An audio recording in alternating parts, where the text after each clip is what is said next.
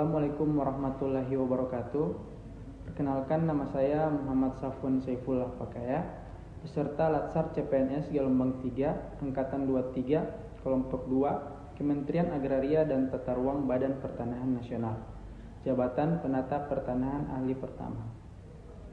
Hari ini saya mempelajari tentang pengelolaan konflik kepentingan dalam lingkungan ASN. Saya belajar melalui pemaparan materi dari fasilitator, yaitu Bapak Hadi Arnowo, tentang bagaimana konflik kepentingan bisa muncul di lingkungan kerja ASN. Melalui pembelajaran tersebut, saya merasa lebih mudah memahami konsep dan contoh konkretnya. Perasaan saya setelah mengikuti pembelajaran hari ini, saya merasa sangat termotivasi dan reflektif. Karena saya menyadari betapa pentingnya menjaga integritas dan profesionalisme dalam bekerja sebagai ASN, terutama dalam menghadapi potensi konflik kepentingan.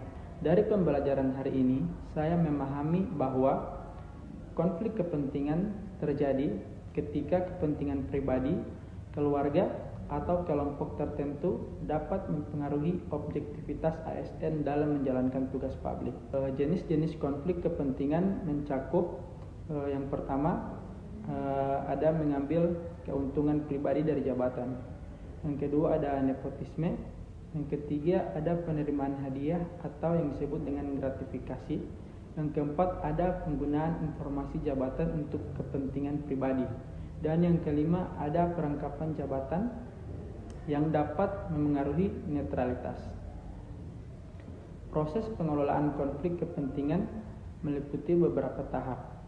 Yang pertama, ada identifikasi potensi konflik.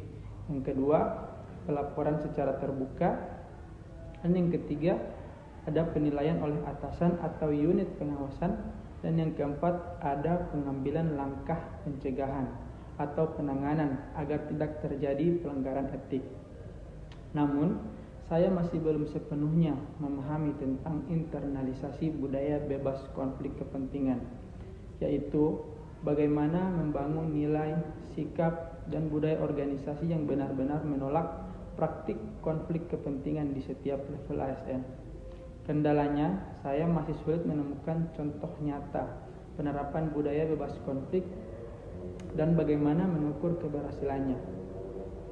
Untuk mengatasi kendala ini, saya berencana untuk yang pertama mempelajari pedoman Kemenpan RB dan KPK tentang manajemen konflik kepentingan. Yang kedua, mengikuti diskusi dengan rekan sejawat dan atasan untuk menelaah contoh kasus di lingkungan kerja kami. Dan yang ketiga, membaca artikel dan studi kasus ASN berintegritas agar pemahaman saya semakin luas. Berikutnya, menerapkan prinsip transparansi dan keterbukaan dalam pekerjaan sehari-hari sebagai bentuk internalisasi nilai bebas konflik kepentingan. Dengan pembelajaran hari ini, saya semakin yakin bahwa ASN harus mampu menjaga integritas, netralitas, dan profesionalisme demi terwujudnya tata kelola pemerintahan yang bersih dan akuntabel. Terima kasih. Sekian dari saya. Wassalamualaikum warahmatullahi wabarakatuh.